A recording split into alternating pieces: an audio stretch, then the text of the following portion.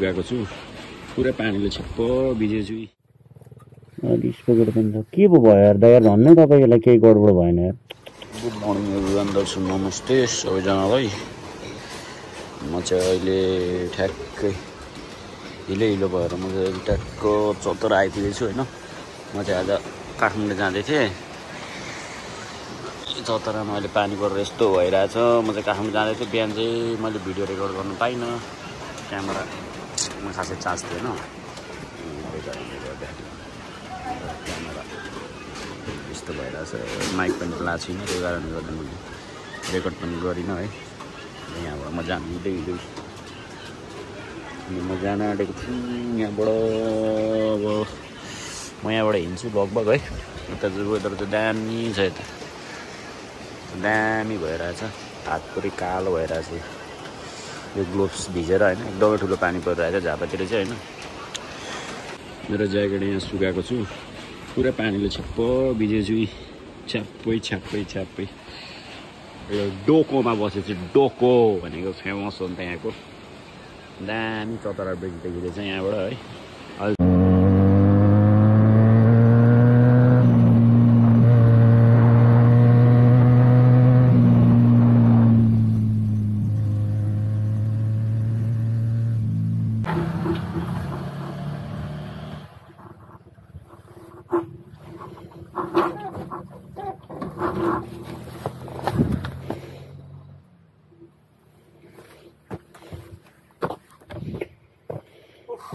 ल दाइको त बाइकै खतम भएछ त। रिस पकेर पनि छ के पो भयो यार दाइ यार भन्नु तपाईँलाई केही गडबड भएन यार। यो त चेन त चेक गरेर हिँड्नुपर्छ नि दाइ। आमा लामो भएर खुस्केछ। मसँग फेरि रेन्चहरू पनि छैन, म बनाइदिन्थेँ।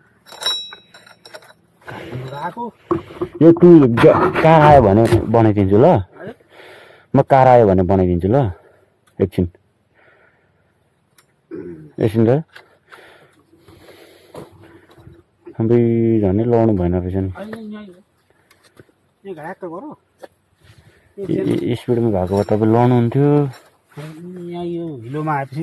एकछिन न एउटा गाडी आओस् न, गाडीलाई माग्नुपर्छ ल। त्यस्तरी हुँदैन ल दाइ, एकछिन ल। त्यस्तो गर्नु हुँदैन। एकछिन त ऊ आओस् न, एउटा गाडी आओस् कि, अनि गाडी आएर बनाइदिनुपर्छ। चेन त्यही भएर चेक गरेर कुदाउनु पर्छ क्या। चेन लामो भयो भने त बरु टायर फुट्यो भने पनि चक्का घुम्छ। यो घुम्यो भने इन्जिन, यो चेन चाहिँ घडाक्कै अड्क्यो भने त एकैचोटि ब्रेक लाग्छ क्या, स्केट भएर झ्याप्पै। यो जस्तै चेन यहाँनिर, यो चेनहरू चाहिँ छिनी गएर भित्र यो ऊ छ नि अगाडिको, जस्तो साइकल जस्तो अगाडि यसको नि हुन्छ नि त गियर ऊ, त्यहाँनिर गएर झ्याप्पै अड्क्यो भने इन्जिन झ्याप्पै रोकिन्छ, चक्का त गुड्ला। त्यो भयो भने के हुन्न। तर यही चाहिँ यहीँतिर चाहिँ बिग्रिएर अड्क्यो भने के, यस्तोतिर अड्क्यो भने त ब्रेक लाग्छ नि त। यो चेनहरू यहाँ गोटीहरू अड्क्यो भने पिकअप आओस् न, पिकअपहरूले सामान बोयो हुन्छ कि, खोलेर म लाइभ बनाइदिन्छु। कहाँबाट आउँदै गर्नुभएको? अहिले काठमाडौँ बिहानै हिँड्नु भएको? छिटो आइपुग्नु भएछ त। 4 बजे 4:30 बजे। ए कहाँ हिँड्दै गर्नुभएको? कुन ठाउँ हिँड्दै गर्नुभएको? तपाईँ घरै इटरी हो? दाजु त्यो हेर्नुपर्छ नि यस्तो। यो म त स्पोकेट पो लुज भएर निस्क्यो कि भने कि, तर होइन रहेछ। मेरो पनि यो फित्ता अघि चेनले खाएको। यो यता बान्नु पर्ने नआइने तल रहेछ, चेनमा छिरेछ। चेन त यो त लास्टै डेन्जर हुन्छ। चेन र ब्रेक चाहिँ याद गरेन भने नि, बरु इन्जिन सिन्जिन बिग्रियो भने रोकिन्छ कि, यो झ्याप्पै लक भयो भने त यो त खतरा हुन्छ कि चेन त। अब यसलाई खोलेर सार्नुपर्छ। कस्तो ठाउँमा फेरि गयो के भाइ? यो पिकअपै आएन यार। पिकअप आयो भने पिकअपले बोयो हुन्छ कि सामान। म बनाइदिन्छु कि। यहाँ त फेरि ग्यारेजहरू पनि छैन नि, त्यही भएर होइन। अन्त म नि काठमाडौँ जाँदै गरेको ढिलो भइसक्यो।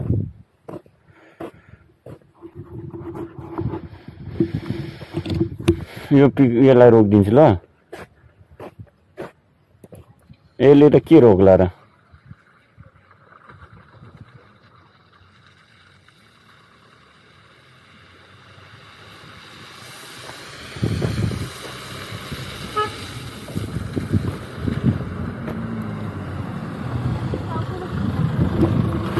दाइ तपाईँसँग टुल बक्स छ एकैछिनको यो बाइकको चेनै यो दाइको चेनै छैन है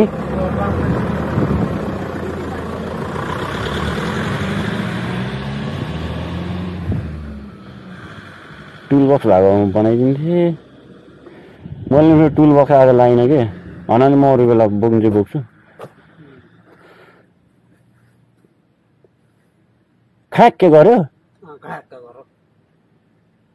अघि हेर्नुपर्छ नि ढ्याक ढ्याक ढ्याक घ्याट घ्याट घ्याट घ्याट घ्याट घ्याट हजुर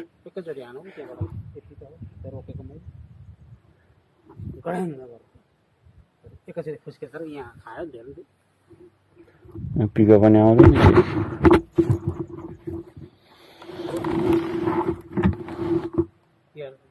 एक नम्बरबाट फेरि 2 नम्बरबाट सार्दाखेरि गर्छ म बनाइदिन्थेँ कि ठुलो कुरा होइन मेरो नि एकचोटि परनिर के अरे त्यो कोसीभन्दा अलिक यता क्या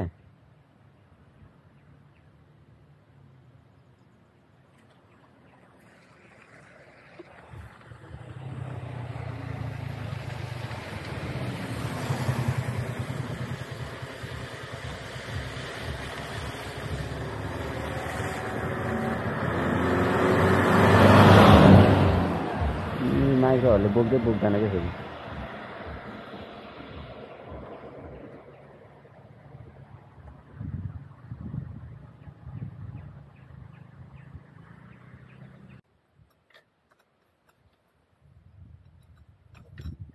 एकछिन ल त्यो तपाईँको पावरले गर्दा खुस्किएको कि अलिकति खोलेर घुमाएर सार्नुपर्छ होइन भने लाग्दैन यो बुढीहरूले पनि बोक्दैन रहेछ त उनीहरूको कुनै बोकेको छैन क्या